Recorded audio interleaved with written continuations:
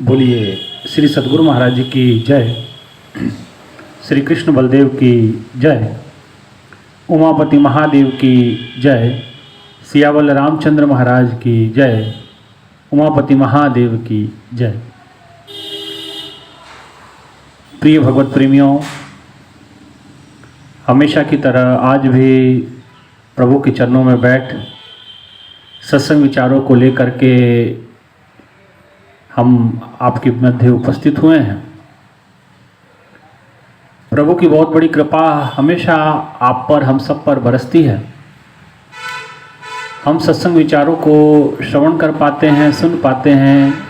अनेकों ही दिव्य रत्न, अनेकों ही महापुरुषों की प्रेरक गाथाएं, जिससे हम प्रेरणा लेकर के अपने जीवन को सुंदर, सुखद और शांतिमय बनाते हैं। भाइयों बहनों, ये प्रभु की कथा, प्रभु के सत्संग विचार, ये हमारे आत्मा की बहुत बड़ी खुराक है।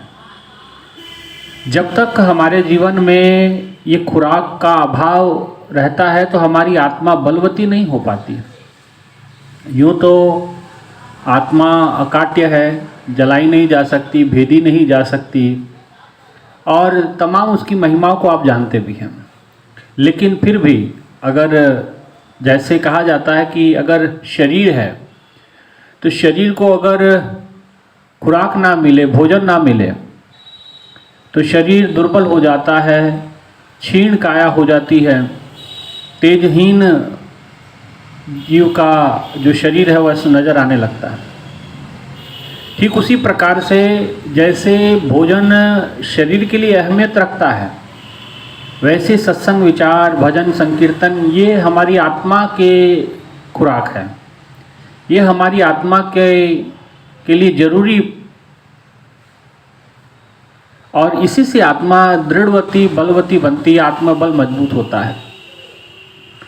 भाइयों बहनों, प्रभु की प्रेरक गाथाएं, प्रभु के प्रेरक सत्संग विचार, ये हमारे जीवन में एक अद्भुत परिवर्तन लेकर के आते हैं। हमारे जीवन शैली को सशक्त बनाते हैं, हमें किसी निर्णय लेने की योग्य बनाते हैं, हमारी निर्णय क्षमता इससे बढ़ती है। और अपने आत्म कल्याण के लिए क्या सही है, क्या गलत है, इसका चुनाव करने की योग्यता भी इस जीव में सत्संग के विचारों से ही बढ़ती है। इसलिए भाइयों बहनों, सत्संग विचारों का श्रवण बहुत ज़रूरी है, मनन बहुत ज़रूरी है, और हमारे जीवन में जो आने वाले संशय है उसका निवारण भी सत्संग विचारों के माध्यम से हो सकता है और होता है। अक्सर ये बात गुरु भाई, गुरु बहनें जब भी मुलाकात होती है और विचार विमर्श होते हैं तो अक्सर वो सब बातें निकल के आती हैं। वो कहते हैं कि भाई हमारे मन में ये चल रहा था, लेकिन स्वामी जी आज जो सत्संग किए हैं, जो आज गुरु महाराज जी की कृपा से जो सत्संग विचार दिए गए हैं मंच से, आज वो सब समस्याओं का समाधान हमें मिल गया है। कई बार ऐसे गुरु भाइयों से, गुरु बहनों से मिलने का सौभाग्य प्राप्त होते रहता है और आगे भी होते रहता है हमेशा ये, और केवल उन्हीं के साथ नहीं है, ये हम लोगों के साथ भी है। क्योंकि सत्संग विचार प्रभु की कृपा से है, और प्रभु हर भक्त के लिए, जीव के लिए वो जानता है कि क्या योग्य है, क्या अयोग्य है, क्या इसकी ज़रूरत क्या है, इलाज क्या है इसका, ये जो रोग लगा है इसका उपाय क्या है। तो सत्संग विचारों के माध्यम से प्रभु वहाँ तक अपने विचारों को पहुँचाता है, जिससे हम जीव सब ईश्वर के कल्याण के, ईश्वर के इस पथ पे और अपने आत्म कल्याण के पथ पे हम आगे बढ़ पाते हैं, है ना। इसलिए भाइयों बहनों, ये सत्संग विचार कोई छोटी चीज़ नहीं है, ये बहुत बड़ी कृपा, देव दुर्लभ कृपा, ऐसी कृपा आप पर, हम पर होती है कि उसका कहना ही क्या है ना। इसलिए प्रभु के सत्संग विचारों में आते हैं तो हमारे मन के तमाम संशयों का नाश हो जाता है। अन्यथा अच्छा, ये भी एक बात है कि केवल सत्संग विचार सुनने से भी वो चीज़ प्राप्ति नहीं हो पाती। सत्संग पे मनन करना भी बड़ा जरूरी होता है। सुनना तो जितना जरूरी है उतना ही उस पर मनन करना भी जरूरी है। जैसे अगर संशय रहा और आपका चिंतन ना रहे, सत्संग विचारों पे, तो वो सत्संग विचारों का उतना लाभ आप ले नहीं पाएंगे। पुण्य जरूर आपको मिलता है, सत्संग सुनने से पुण्य मिला, लेकिन अगर आपका चिंतन उन सत्संग विचारों पे नहीं है तो आपको जो फल सत्संग का मिलना चाहिए वो आपको नहीं मिल पाता। इसलिए भाइयों बहनों, सुनो तो सही, ठीक है, सुनना बहुत ज़रूरी है, लेकिन उस पर मंथन चिंतन बड़ा ज़रूरी है ना। अगर मंथन नहीं किया तो माता सती वाला हाल हो जाता है। माता सती क्या की, भगवान भोलेनाथ माता सती के साथ अगस्त मुनि के आश्रम में जाते हैं और प्रभु की कथा का सविस्तार उन्होंने वहाँ श्रवण किया। प्रभु की कथा भगवान भोलेनाथ माता सती के साथ बैठ करके सुन रहे हैं और राम जी की कथा सुना रहे हैं अगस्त मुनि जी, और काफ़ी समय तक प्रभु ने वहाँ कथा सुनी, सत्संग विचार सुने, और साथ में माता सती ने भी सुनी। और जब कथा संपन्न हुई, पूर्ण विचार हुए, उसके बाद भगवान ने कुंभज ऋषि के आश्रम से, अगस्त मुनि जी के आश्रम से उन्होंने विदा ली और भगवान भोलेनाथ और माता सती वायु मार्ग के द्वारा अपने कैलाश पर्वत की ओर आगमन उनका वो निकल पड़े। जब कैलाश पर्वत की ओर वो बढ़ चले तो रास्ते में भगवान श्री राम एक अद्भुत दिव्य खेल, दिव्य लीला वो कर रहे हैं। और धरती पे भगवान श्री राम की धर्मपत्नी माता सीता का हरण हो चुका है, रावण हर के ले जा चुका है, और भगवान उसके विरह में व्याकुल हैं, परेशान हैं और तड़प रहे हैं, पूछ रहे हैं, पत्तों पत्तों से पूछ रहे हैं, लताओं से पूछ रहे हैं कि हे पत्तों, हे लताओं, बताओ आपने माता सीता को देखा, सीता को पता बताओ मुझे, सीता कहाँ है। और बड़े व्याकुल हो रहे हैं। और इस दृश्य को भगवान भोलेनाथ जिस समय वायु मार्ग से जा रहे थे माता सती समेत, इस दृश्य को देखते हैं और मन ही मन प्रसन्न होते हैं भगवान के इस दिव्य खेल को देखते हुए, और मन में सोचते हैं कि देखिए आप सब जानते हैं, सब घटंतरजामी हैं, सब बारे में पता है, लेकिन फिर भी आप ऐसा दिव्य खेल करते हैं। और भगवान भोलेनाथ जी चाहते थे कि भाई मैं जाके भगवान को प्रणाम करूं, लेकिन उन्होंने सोचा कि ये भगवान की दिव्य खेल में विघ्न पैदा करेगा, इसलिए अच्छा है कि ना ही जाया जाए। और भगवान ने वहीं से दोनों हाथ जोड़े और भगवान भोलेनाथ जी ने जोर से एक जय घोष लगाया, जय सच्चिदानंद जग पावन। अब जिस समय ये जय घोष भगवान भोलेनाथ ने लगाया, माता सती आश्चर्यचकित होकर के कहती है कि प्रभु आप किसे जय सच्चिदानंद जग पावन कह रहे हैं। भगवान श्री राम ने कहा कि धरती पे इस हिस्से पे देखें, यहाँ जो पत्तों से, लताओं से जो पूछ रहे हैं, जो श्री राम जी बन कर के धरती पे आए हुए हैं, ये कोई साधारण नर नहीं है, ये नर रूप में नारायण है, ये स्वयं नारायण ही नर का रूप धारण करके ऐसी अद्भुत खेल, अद्भुत लीला कर रहे हैं। तो माता सती ने कहा कि ये वही प्रभु श्री राम है जिनकी कथा आज हम सुन करके आ रहे हैं मुनि के आश्रम में। भगवान ने कहा कि हाँ, ये वही शक्ति हैं, ये वही नारायण है जो धरती पे राम रूप में आए हैं और इस प्रकार का दिव्य खेल कर रहे हैं। माता सती ने कहा कि अच्छा, एक तो आप इन्हें जय सच्चिदानंद जग पावन कहते हैं, सच्चित आनंद में हैं, और नारायण है, तो इन्हें ये नहीं पता कि इनकी पत्नी कहाँ है। भगवान ने कहा कि देखो, इस प्रकार की बात नहीं है, ये भगवान की अद्भुत लीला है, और लीला समझना सहज नहीं है भगवान की। अगर भगवान की लीला, भगवान के विचार अगर समझ में आ गए होते तो भाइयों बहनों, दुनिया की ये दुर्गति होती, दुनिया की ये स्थिति होती। प्रभु के खेल समझ ना आए, इसी वजह से तो आज दुनिया भ्रमित है, आज दुनिया दुविधा में क्यों है, इसीलिए है क्योंकि भगवान की बातें, भगवान के विचार समझ नहीं आए, महापुरुषों की वाणी समझ नहीं आई, गुरु ग्रंथ साहब समझ नहीं आया, रामचरितमानस समझ नहीं आए, महाभारत समझ नहीं आए, पुराण हमें समझ नहीं आए, वेद हमें समझ नहीं आए, तो यही तो हमारी दुर्गति का कारण है। भगवान ने माता सती को कहा कि सती, बात यह है कि ये प्रभु की लीला है, और लीला में अभिनय वो कर रहे हैं, जानते वो सब कुछ है, पता उनको सब कुछ है, लेकिन मानव जीवन की मर्यादा को वो स्थापित कर रहे हैं और उन्होंने मनुष्य जन्म लिया है और एक आम इंसान की तरह वो जीवन जी रहे हैं। देखो धरती पे देखो, भगवान के बार बार समझाने पे भी माता सती ने कहा कि मुझे ये सब चीज़ें समझ नहीं आ रही है। तो भगवान ने कहा कि अगर तुम्हें समझ नहीं आ रही तो एक काम करो, जे तुमरे मन अति संदेह हो तो जाकीन परीक्षा ले हो। अगर तुम्हारे मन में संदेह है राम जी के प्रति, हालांकि राम जी के प्रति संदेह करना तो बहुत बड़ा दुख का कारण है, लेकिन आपके मन में संदेह है तो आप एक काम करें, आप अपने मन का संदेह दूर कर लें, जाएं भगवान श्री राम से भेंट करें और बाद में मुझे बताएं। जे तुमरे मन अति संदेह हो तो जाकिन परीक्षा ले, जाके परीक्षा ले लेना।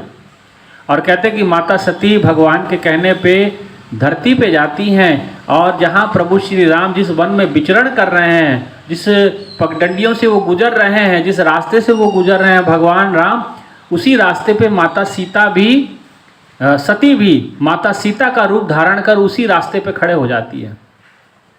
भगवान श्री राम ने देखा और देखते ही पहचान गए, ये तो माता सती है। तो उन्होंने देखा कि इस समय अगर मैं इनको पहचान लेता हूँ तो ये बात ठीक नहीं होगी और माता सती के लिए भी ठीक नहीं होगा। तो उन्होंने मुख घुमाया, दूसरा रास्ता इख्तियार कर लिया, दूसरे रास्ते पे चल पड़े। माता सती जो सीता रूप में है, उनको लगा कि शायद राम जी ने मुझे देखा नहीं है, इसलिए वो दूसरा रास्ता पकड़ लिए हैं। तो माता सती दूसरा रास्ते पे, जिस रास्ते पे भगवान श्री राम जाते हैं उसी रास्ते फिर सीता बन के खड़ी हैं। भगवान तीसरा रास्ता इख्तियार कर लेते हैं। तो ये क्रम चलता रहता है, बार बार रास्ता बदलते हैं। माता सती सीता रूप में, सीता भेष में वो बार बार उनके सामने आ जाती हैं। भगवान ने कहा कि ये अब ऐसे नहीं समझेंगी, इनको समझाना पड़ेगा।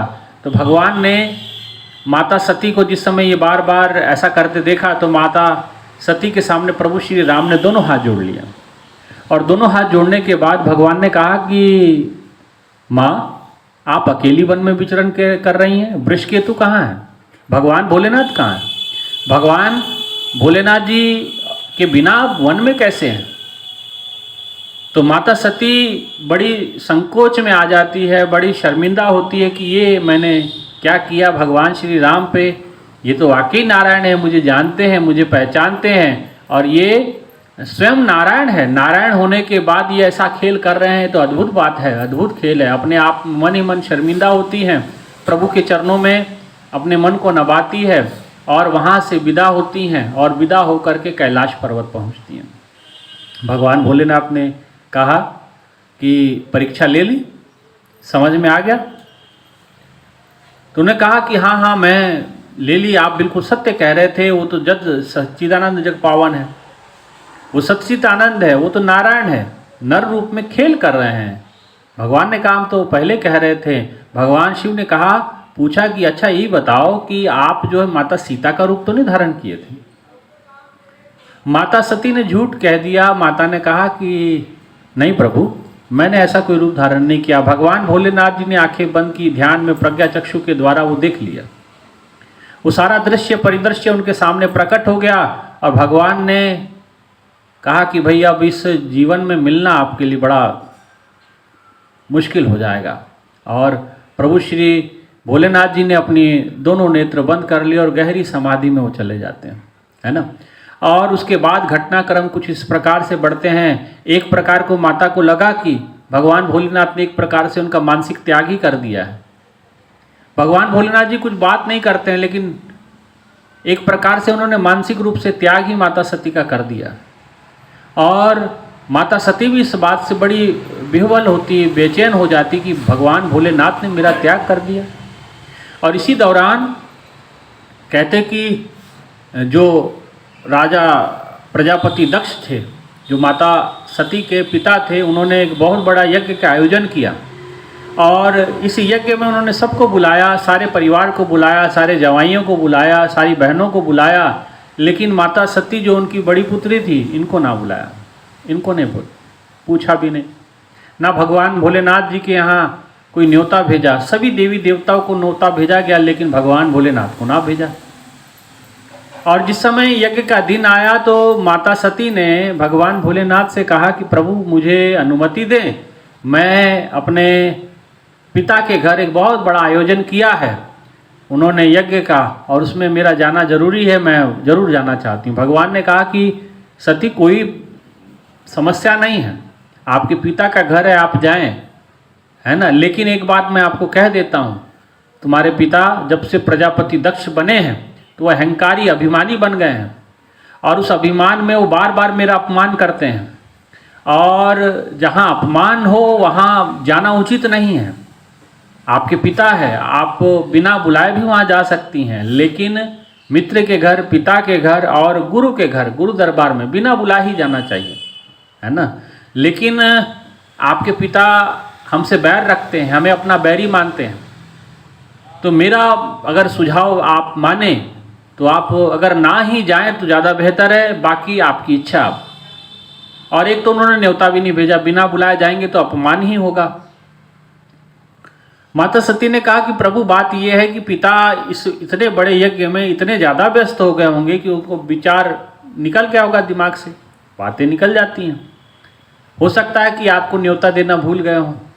भगवान ने कहा कि ठीक है, आपकी इच्छा है, आपकी रुचि है। भगवान ने नंदी को कहा कि नंदी माता को लेते जाओ और सकुशल वापस लेकर के आना है। और कहते कि भगवान भोलेनाथ की आज्ञा पा करके माता सती और भगवान के भक्त नंदी माता सती को लेकर के प्रजापति दक्ष के घर में पहुंचते हैं। और जहां जैसे उनके दक्ष के घर पहुंचते हैं वहां बहुत बड़ा एक यज्ञ का आयोजन है, लेकिन उस आयोजन में जैसे माता सती का आगमन होता है कोई इनसे बात नहीं करता। एक माँ, जो इनकी माँ होती है, उन्हीं ने थोड़ी बहुत बातचीत की, पूछा हालचाल कुशल क्षेम पूछा, लेकिन किसी ने बात नहीं की।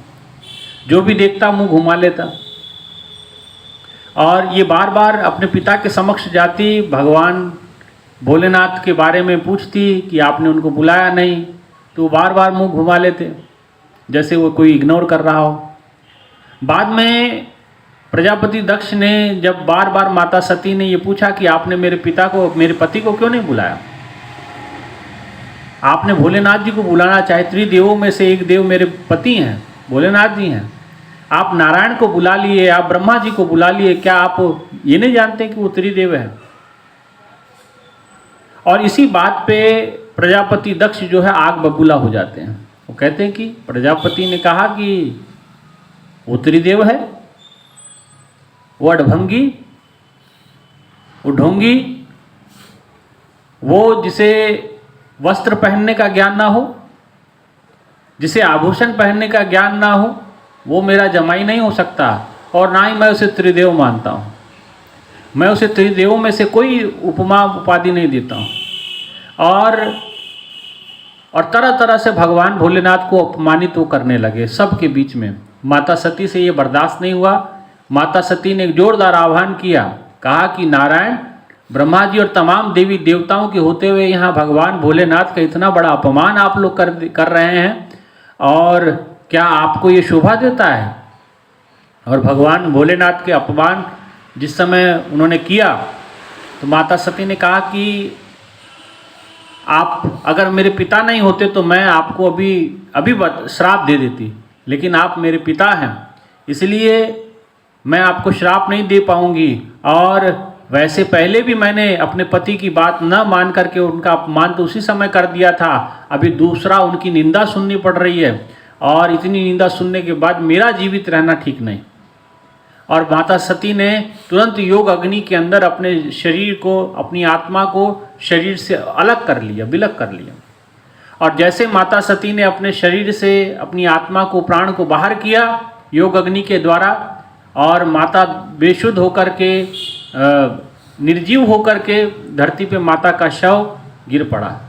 और जैसे माता सती ने अपना देह त्याग किया, नंदी ने जोरदार विलाप शुरू किया और जाके तुरंत भगवान भोलेनाथ को इत्तिला दी।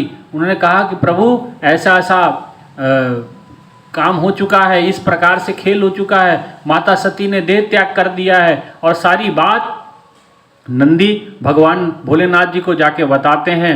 भोलेनाथ जी क्रोध में आंखें खोलते हैं और अपनी जटाओं को उखाड़ते हैं, एक जटा उखाड़ करके उसमें से वीरभद्र जी को प्रकट करते हैं।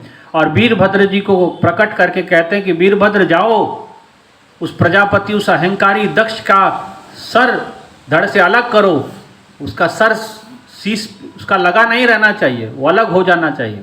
और कहते हैं कि प्रभु की आज्ञा पा करके वीरभद्र प्रजापति दक्ष के यज्ञ की ओर बढ़ता है और जा करके वहाँ विध्वंस मचाता है, और तमाम उनके यज्ञ को विध्वंस करके प्रजापति दक्ष का सर धड़ से अलग करते हैं। भगवान भोलेनाथ वहाँ पहुँचते हैं, और जैसे भगवान भोलेनाथ वहाँ पहुँचे, भगवान ने देखा माता सती के शव को, प्रभु विलाप करने लगते हैं और सभी बहनें आकर के माता सती के पास विलाप करने लगती हैं, भगवान के चरणों के से माफ़ी मांगने लगती हैं, भगवान से माफ़ी मांगती हैं। लेकिन आज भगवान किसी की बात नहीं सुनते हैं और कहते हैं कि जो माता प्रजापति दक्ष की पत्नी होती, माता सती की माँ, वो आकर के भगवान भोलेनाथ से क्षमा याचना कहती है और कहती कि प्रभु आप कृपा करें, इन्हें जीवित करें, और तमाम उसमें चर्चा होती। तो भगवान भोलेनाथ जी ने वहाँ कहते कि ठीक है, अब इन्हें ये सर तो नहीं मिलेगा। अब इनके सर पे उन्होंने बकरे का शीश लगा दिया और माता सती के शव को लेकर के वो ब्रह्मांड में विचरण करते हैं। बाद में माता आदिशक्ति और नारायण को आज्ञा करती है, माता आदिशक्ति और भगवान विष्णु जी अपने सुदर्शन चक्र से माता सती के शव के कई टुकड़े करते हैं, जो जहाँ जहाँ गिरते हैं वहाँ जाके शक्तिपीठ स्थापित होता है। तो ये जो कहानी मैं आपको, ये कथा जो आपको समझा रहा हूँ, इसके पीछे कारण क्या है? एक संशय, भगवान राम पे एक संशय किया, माता सती का किस प्रकार से उनका जीवन खराब हुआ, किस प्रकार से उनको भगवान भोलेनाथ से अलग होना पड़ गया, और किस प्रकार से उनके जीवन में कितना दुख एक संशय ने भर दिया। भाइयों बहनों, भगवान के खेल को समझना आसान नहीं है। माता सती भ्रमित हो गई, तो आप हम क्या बात है, आपकी हमारी क्या बिसात है? प्रभु खेल करे और उस खेल में हम उलझ जाएं, हम उस पर संशय कर बैठे और फिर हम अपने ही दुखों को, घोर दुखों को हम आमंत्रण दे देते हैं। इसलिए भाइयों बहनों, प्रभु पे संशय नहीं, गुरु पे संशय नहीं, श्रद्धा रखें। श्रद्धावान लभते ज्ञानम। अगर श्रद्धावान बने रहेंगे किसी भी परिस्थिति में, निसंदेह आपके जीवन की तमाम कष्ट को प्रभु काट देंगे।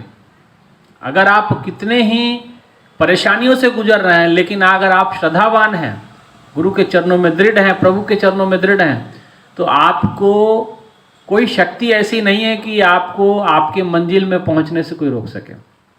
इसलिए भाइयों बहनों, कोशिश करें कि संशय ना करें। संशय आत्मा विनश्यति। महापुरुषों ने कहा कि जिसके मन में संशय आ गया उसका डूबना तय है। गधे का पार उतारा हो सकता है, जो गधा है उसको भव से पार किया जा सकता है, लेकिन संशय आत्मा विनश्यति, संशय आत्मा का डूबना तय होता है। इसलिए गुरु महाराज जी भी स्वयं कहते हैं कि शंकालु ना बने, श्रद्धालु बने। शंका को स्थान ना दें, श्रद्धा को स्थान दें।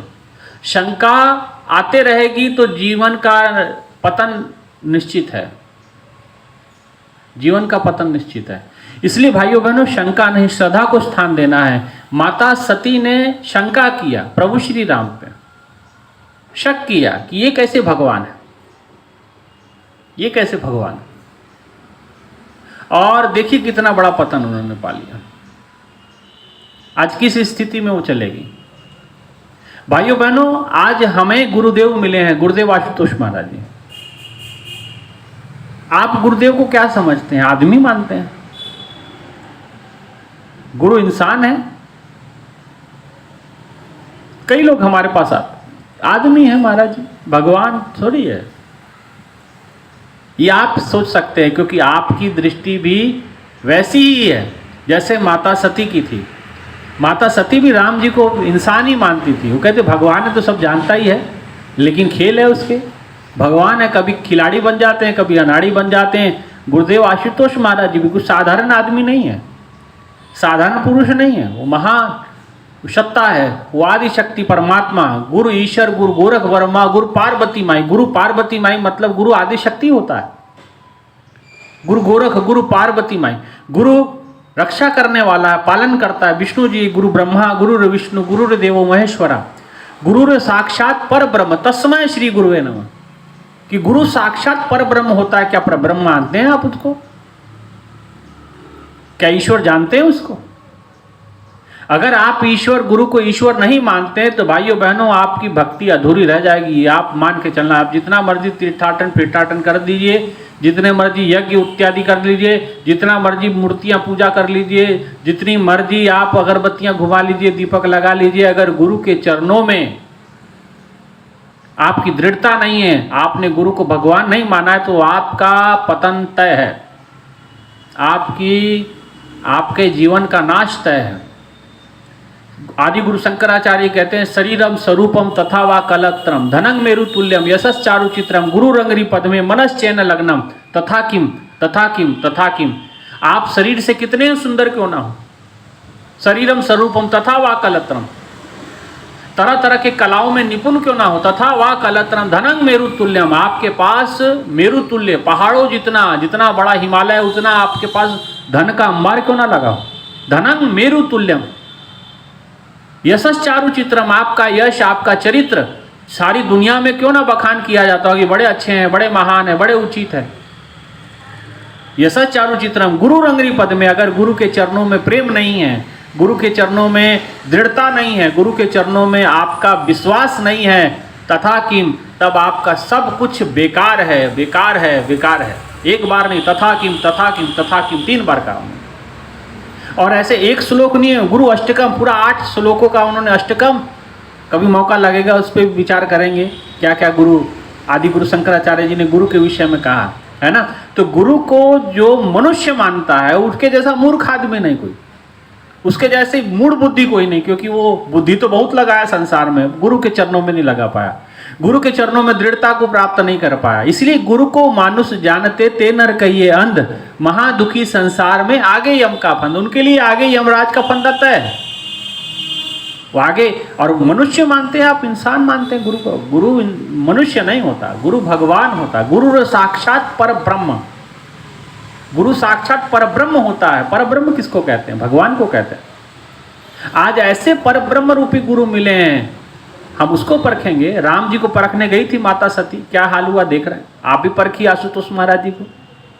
कई लोग आते हैं और गुरु महाराज जी स्वयं बताते हैं कि कई लोग मुझे परखने के लिए आए, लेकिन जो महाराज जी के दिव्य खेल हुए, जो महाराज जी की दिव्य लीलाएं घटी हैं, गुरु महाराज जी को परखने का तो कोई विचार ही नहीं है। परख तो गुरु शिष्य की करता है, यहां तो उल्टा हो रखा है, गुरु ही शिष्य को परखने लग, शिष्य ही गुरु को परखने लग जाता है। भाइयों बहनों, गुरु शिष्य की परीक्षा लेता है, ये ग्रंथों में शास्त्रों में हमने कई बार पढ़ा है।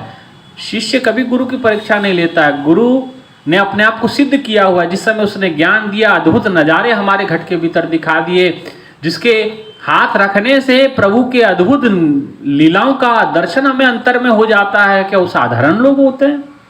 वो साधारण है, वो असाधारण है, और आपकी साधारण बुद्धि से वो पकड़ में आने वाले नहीं है। उसके लिए श्रद्धावान बुद्धि चाहिए, उसके लिए आपको श्रद्धावान बनना पड़ेगा, तभी आप प्रभु की इस दिव्य खेल को, प्रभु की महिमा को जान पाएंगे, गुरु महाराज जी की महिमा को जान पाएंगे। ऐसे तो उनको भी भूख लगती थी, उनको भी प्यास लगती थी, जैसे आम इंसान को होता है, वैसे सब कुछ उनका वैसा ही प्रक्रिया होता है, लेकिन वो गुरु शरीर नहीं होते, गुरु भगवान होते हैं। बात हमेशा ध्यान रखना। मनुष्य जैसे दिखते हैं लेकिन मनुष्य नहीं होते हैं, और जो मनुष्य मानने की भूल करते हैं गुरु को, उनके जैसा मूढ़ व्यक्ति कोई नहीं होता। इसलिए संशय ना करें, श्रद्धावान बने, अपने मन से शंका को निकालें, और श्रद्धावान लभते ज्ञानम। देखिए फिर आपके कैसा आपके अंदर बोध प्रकट होता है गुरु के प्रति। श्रद्धावान तो बने। प्रभु की ऐसी अद्भुत खेल है, अद्भुत लीला है। महाराज जी स्वयं बताया करते कि महाराज जी कहते कि बहुत पहले जब महाराज जी प्रचार पंजाब में शुरू किए, तो महाराज जी कहते कि कई लोग मुझे परखने आते थे, मारने आते थे, और महाराज जी कहते ऐसे कोई आतंकवादी थे और वो जो है मुझे मारने के लिए आश्रम में दाखिल हुए।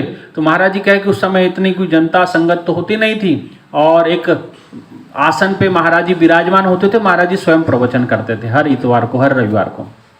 तो महाराज जी कहते मैं प्रवचन करने के लिए बैठा, तो वो व्यक्ति जो है सामने बैठा, उसने सोचा कि चलो गुरु महाराज जी को ख़त्म तो करना ही है, मारना तो ही है, तो पहले एक काम करते हैं कि पहले इसका प्रवचन सुन लेते हैं कि कहता क्या है ना। और महाराज जी बताया कि वो अपने इन जांघों के साथ में एक बंदूक को बांध के लाए थे, गन को बांध के लेकर के आए थे।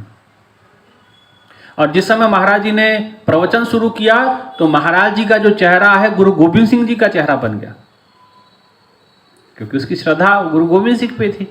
और महाराज जी का चेहरा गुरु गोविंद सिंह, कभी वो आंखें मले देखे तो आप आशुतोष महाराज जी हैं, और फिर आंखें खोले तो पता चले कि ये तो गुरु गोविंद सिंह जी बन गए।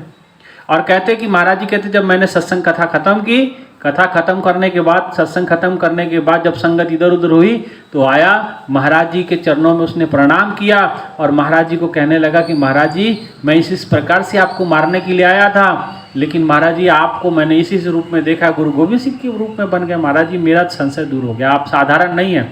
महाराज जी कहते अगर इतनी चीज़ें समझ में आ गई है तो ये जो है ये हथियार क्या है, इसको फेंको। फिर कहते महाराज जी मैं तो छोड़ दूंगा, लेकिन मेरे साथ जितने लोग हैं वो मारे जाएंगे, इसलिए ये जन्म तो मेरा बर्बाद हो गया है, तो प्रभु कृपा करें तो अगले जन्म में मुझे जरूर अपने चरणों की सेवा, अपने चरणों का दास बना के रखना। और महाराज जी स्वयं बताया करते कि महाराज जी कहते कि वो कभी कभी भेष बदल के हमारे आश्रम में भी आया करता था, और कभी आतंकवाद के दौर में पंजाब के, तो कहीं किसी प्रेमी के घर में अगर कोई ऐसे लोग आ जाते थे और कहते कि महाराज जी बताया करते कि अगर वो आ जाते थे तो उन सबको कह देता था कि पुलिस वालों को फ़ोन कर देना, बता देना कि हम लोग आए थे, नहीं तो आपके साथ बड़ा अन्याय हो जाएगा, सरकार बड़ा सख्ती से पेश करेगी आपको, है ना।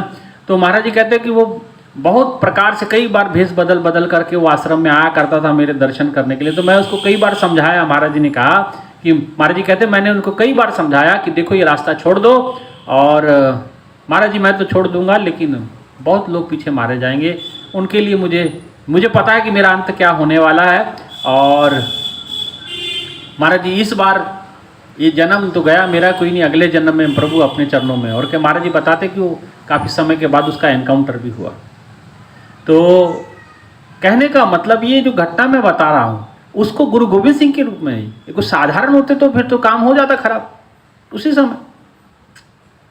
गुरु साधारण नहीं होता है, गुरु असाधारण होता है, दिव्य, अति दिव्य है वो। लेकिन आपके पास वो दिव्यता परखने की चीज़ें, दिव्यता को परख आप नहीं सकते। शिष्य हमेशा अधूरा रहा है, गुरु को आप नहीं पर, गुरु को परखोगे तो आप संशय आत्मा विनश्यति, आपका नाश निश्चित है भाइयों बहन। इसलिए गुरु को परखने की भूल ना करते हैं। महाराज जी कहते हैं प्रभु की खेल ऐसा होता है, दिव्य लीला ऐसी होती है। एक बार महाराज जी बताएं, महाराज जी एक तो वो कथा हंस के बता रहे थे।